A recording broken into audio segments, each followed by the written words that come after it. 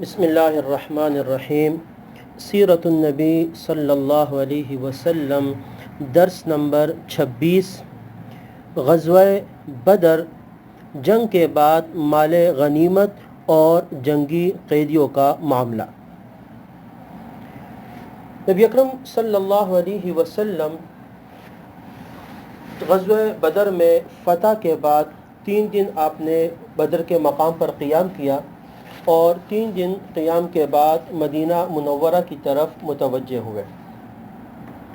اب جنگ تو ختم ہو گئی، لیکن جنگ کے بعد 2 مسئلے تھے، ایک مال غنیمت کا اور دوسرا جنگی قیدیوں کا۔ چونکہ مسلمانوں، صحابہ کرام اور کافروں کے درمیان یہ پہلی جنگ تھی جو میدان میں لڑی گئی، غزوہ بدر۔ اس سے پہلے نہ تو مال غنیمت اس طرح ہاتھ آیا تھا اور نہ ہی جنگ کے صورت میں قیدی گرفتار ہوئے تھے، اور ان دونوں کے بارے میں کوئی حکم بھی ابھی نازل نہیں ہوا تھا کہ کیا فیصلہ کیا جائے، مال غنیمت کیسے تقسیم کیا جائے اور جنگی قیدیوں کے ساتھ کیا معاملہ کیا جائے۔ چنانچہ مال غنیمت کے بارے میں ابتداءً مسلمانوں میں تھوڑا سا اختلاف ہو گیا۔ جو میدان جنگ میں جوان لڑے تھے انہوں نے کہا کہ جی ہم تو اپنی جان پر کھیل کر لڑے ہیں تو یہ تو ہمارا حق بنتا ہے۔ جو پیچھے صفوں میں تھے انہوں نے کہا کہ جی پیچھے ہم موجود تھے تو لازمی بات ہے یہ ہمارا حق بنتا ہے۔ اسی طریقے سے حضرت سعد ابن معاذ رضی اللہ تعالی عنہ نے پوچھا، اللہ کے رسول، جو سوار تھے گھوڑوں پر ان کا اور جو پیدل لڑ رہے تھے کیا ان کا حصہ برابر ہے یا اس میں کوئی فرق ہے؟ تو مختلف آرائیں آنے لگی کہ مال غنیمت کس کو کتنا ملنا چاہیے، کیا صورتحال ہو۔ اتنے میں حضرت جبرائیل علیہ السلام اللہ تبارک و تعالیٰ کے حکم سے وحی لے کر آئے۔ سورہ انفال کی پہلی آیت، یسألونک عن الانفال قل الانفال للہ والرسول، اے پیغمبر لوگ آپ سے مال غنیمت کے بارے میں پوچھتے ہیں تو آپ کہیں کہ یہ اللہ اور اس کے رسول کے لیے ہے۔ اور پھر آگے وَاعْلَمُوا أَنَّمَا غَنِمْتُم مِّن شَيْءٍ، آگے جا کے سورہ انفال ہی کی آیت میں اس کی تقسیم کا طریقہ کار بھی بتا دیا۔ چنانچہ نبی اکرم صلی اللہ علیہ وسلم نے راستے ہی میں مقام ہے، مقام صفرا، وہاں پر پہنچ کر آپ نے مال غنیمت کو صحابہ کرام کے درمیان، جو اصحاب بدر تھے ان کے درمیان، رسول اللہ صلی اللہ علیہ وسلم نے اس کو تقسیم فرما دیا۔ کچھ ایسے بھی صحابہ ہیں جو کہ بدر میں شریک نہیں تھے لیکن مال غنیمت میں سے ان کو بھی حصہ دیا گیا اور ان کا حصہ نکالا گیا، جیسے حضرت عثمان ابن عفان رضی اللہ تعالی عنہ ہے۔ رسول اللہ صلی اللہ علیہ وسلم نے ان کو اپنی، چونکہ آپ صلی اللہ علیہ وسلم کی بیٹی حضرت رقیہ جو ان کے نکاح میں تھی، ان کی طبیعت سخت خراب تھی بدر کے دنوں میں، تو آپ نے ان کو روکا ہوا تھا کہ آپ ان کو دیکھتے رہیں، اور بدر سے واپسی پر جب آئے تو ان کا انتقال ہو چکا تھا، تو حضرت عثمان کا حصہ بھی نکالا گیا۔ اسی طرح حضرت طلحہ بن عبید اللہ، ان کا بھی حصہ نکالا گیا۔ حضرت سعید بن زید اور ان کے 2 صاحبزادے تھے، ان کو بھی مدینے میں آپ صلی اللہ علیہ وسلم نے وہ جو تجارتی قافلہ تھا اس کے پیچھے بھیجا تھا کہ اس کی خبر لائی جائے، تو وہ بھی مدینے میں رہ چکے تھے، ان کا بھی حصہ نکالا گیا۔ حضرت ابو لبابہ رضی اللہ تعالی عنہ کو آپ صلی اللہ علیہ وسلم نے مدینے میں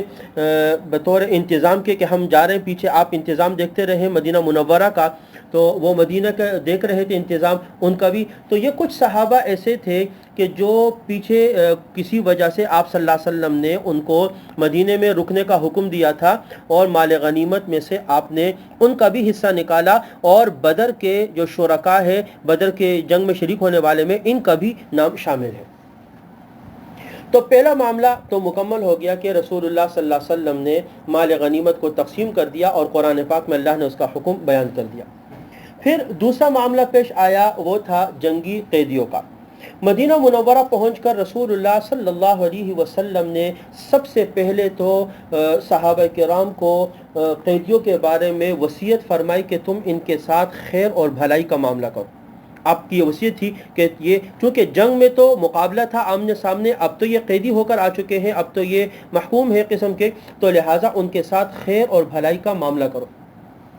چنانچہ صحابہ کرام کا یہ حال تھا کہ جس کے پاس قیدی تھے، کیونکہ آپ نے تقسیم کر دیے کہ یہ صحابہ کرام پر، تو وہ پہلے کھانا قیدیوں کو کھلاتے اور بعد میں خود کھاتے تھے،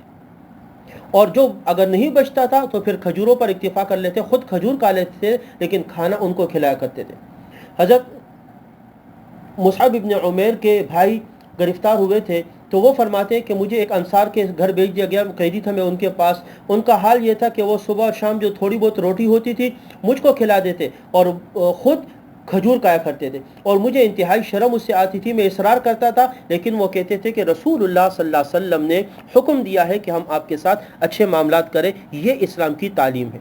یہ رسول اللہ صلی اللہ علیہ وسلم کی تربیت ہے کہ جنگ کے بعد جو قیدی آ گئے تو ان کے ساتھ انتہائی اچھا معاملہ کرنے کا آپ صلی اللہ علیہ وسلم نے حکم دیا.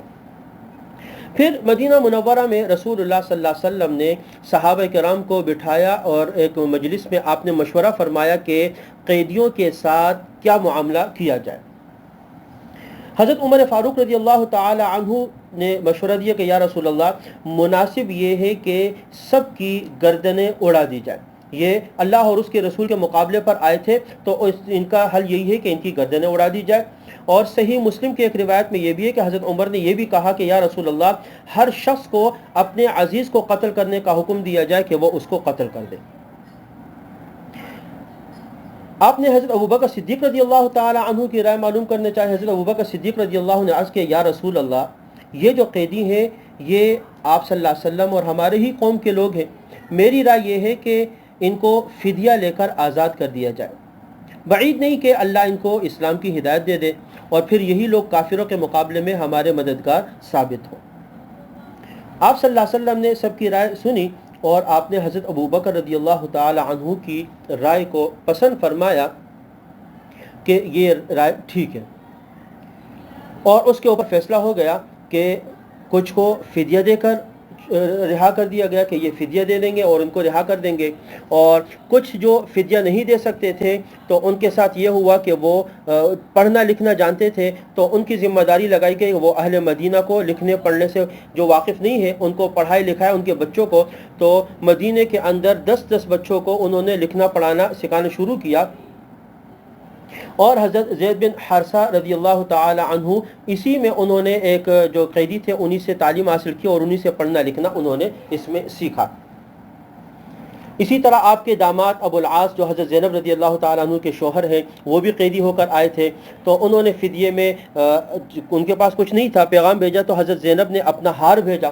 ان کے لیے، اور وہ ہار حقیقتاً اصل حضرت خدیجہ الکبریٰ رضی اللہ تعالی عنہا کا تھا جو شادی کے موقع پر انہوں نے اپنی بیٹی حضرت زینب کو دیا تھا. رسول اللہ صلی اللہ علیہ وسلم نے جب اس ہار کو دیکھا تو آپ کو حضرت خدیجہ کی یاد آئی، آپ پر ایک رقت طاری ہو گئی اور آپ نے صحابہ کرام کو جمع کیا اور اجازت چاہی کہ ابو العاص کو چھوڑ دیں، اور میری خواہش یہ ہے کہ حضرت زینب کو اس کا ہار بھی دے دے، یہ اس کی والدہ کی نشانی ہے اس کے پاس. صحابہ کرام نے سب نے مل کر کہا کہ بالکل ٹھیک ہے، تو وہ بھی ان کو واپس کر دیا گیا، اور حضرت آپ کے جو داماد تھے ابو العاص جو بعد میں مسلمان بھی ہو گئے تھے تو ان کو بھی رہا کر دیا گیا. جب یہ فیصلہ ہو گیا